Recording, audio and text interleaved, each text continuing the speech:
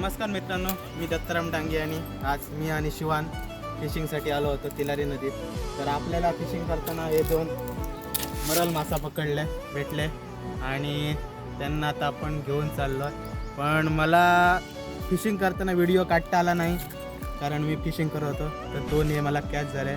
तर नंतर आता आपण दुसऱ्या स्पॉटवर जाऊ, तर बघू तिथं आणखीन आपल्याला काय भेटतं इथं. चला, तर बाय बाय.